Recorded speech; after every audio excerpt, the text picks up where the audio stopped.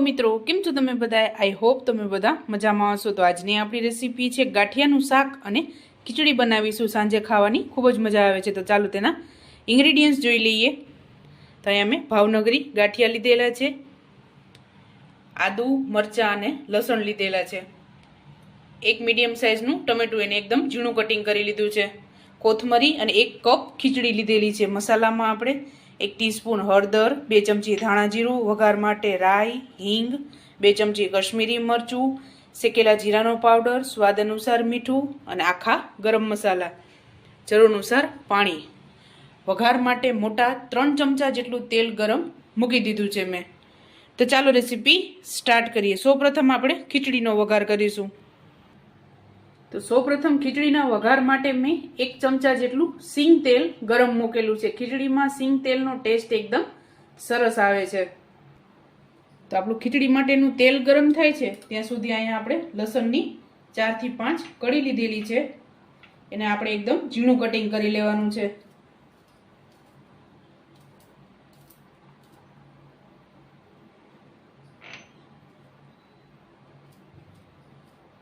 આખું પણ તમે તેલમાં એડ કરી શકો છો, પણ ઘણા લોકોને મોઢામાં આવે તો ટેસ્ટ ન ભાવે, એના માટે આપણે ઝીણી કટકી કરી અને એડ કરીશું.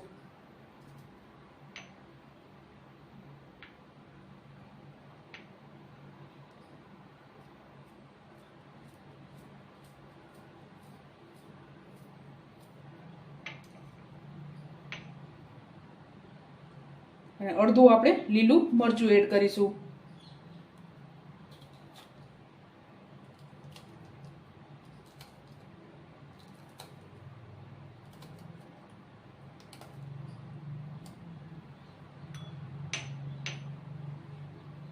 તો આપણે આ રીતનું બધું એકદમ સરસ ઝીણું કટિંગ કરી લેવાનું છે. આપણે અહીંયા શાક માટે લસણ વાટી લેશું.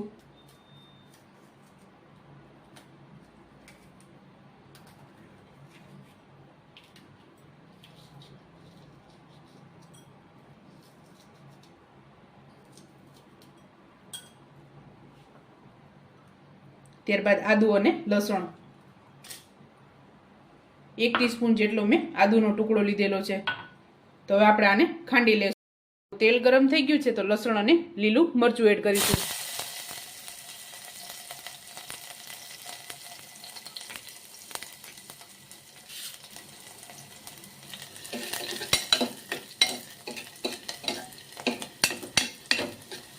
લસણને આપણે થોડુંક લાલ થવા દેશું.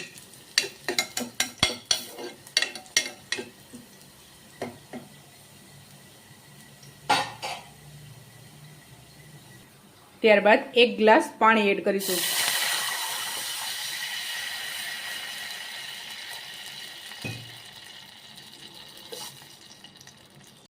તો મેં અહીંયા 1 કપ ખીચડી લીધેલી છે તો મેં 1 ગ્લાસ પાણી એડ કરેલું છે. સ્વાદ અનુસાર મીઠું એડ કરીશું.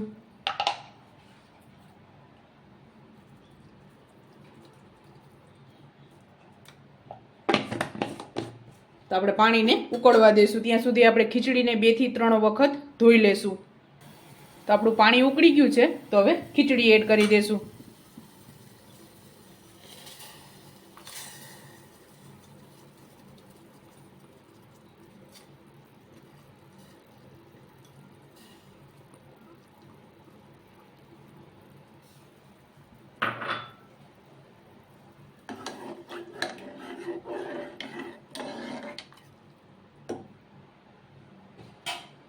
તો હવે આપણે કુકરનું ઢાંકણ ઢાંકી અને આને 2 વિસલ લેશું આપણે.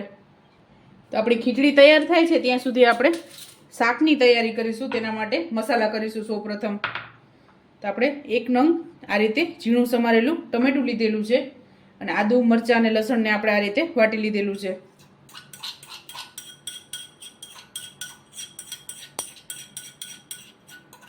આ રીતે વાટીને એડ કરવાથી શાકનો ટેસ્ટ એકદમ સરસ લાગે છે.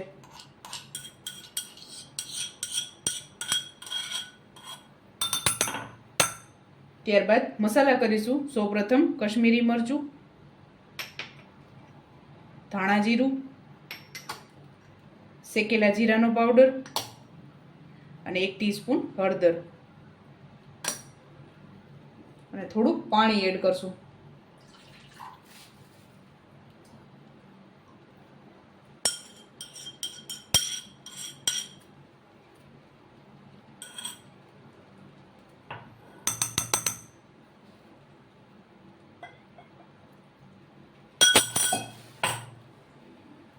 તો હવે આપણે શાકનો વઘાર કરીશું.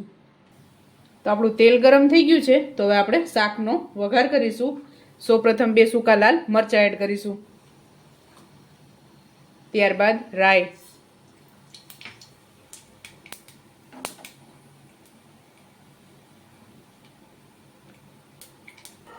તો આપણી રાઈ બધી ફૂટી ગઈ છે. ત્યારબાદ હિંગ એડ કરીશું અને આપણે આ મસાલો એડ કરીશું.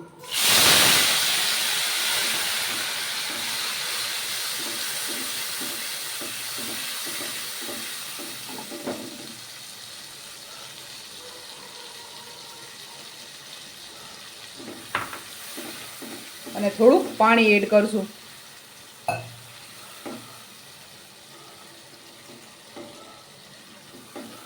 તો 2 મિનિટ આપણે આને પાકવા દેશું. સ્વાદ અનુસાર મીઠું એડ કરીશું. આપણે મસાલાના ભાગનું જ મીઠું એડ કરવાનું છે, કારણ કે ગાંઠિયામાં પણ આપણે મીઠું રહેલું હોય છે.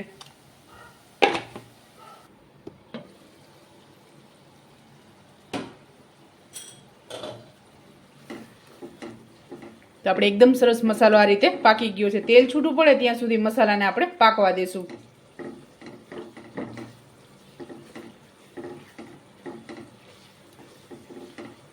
તો આપણે થોડુંક પાણી એડ કરશું. તો આપણે અડધો ગ્લાસ પાણી એડ કરીશું.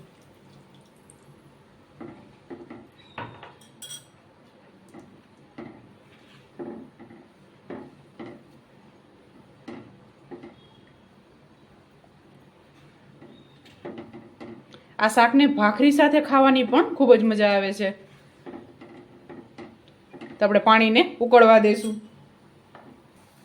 તો આપણું પાણી ઉકળી ગયું છે. તેમાં ગાંઠિયા એડ કરીશું.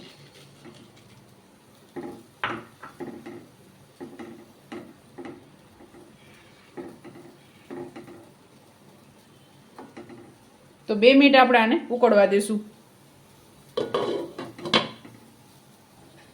તો આપણું શાક તૈયાર થઈ ગયું છે.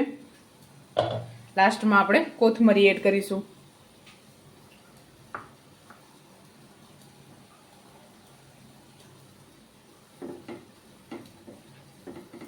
થોડુંક આપણે રસો રાખેલો છે, કારણ કે આપણે આને ખીચડી સાથે અને ભાખરી સાથે ખાવાની ખૂબ જ મજા આવે છે. એટલે આપણે થોડોક રસો રાખેલો છે.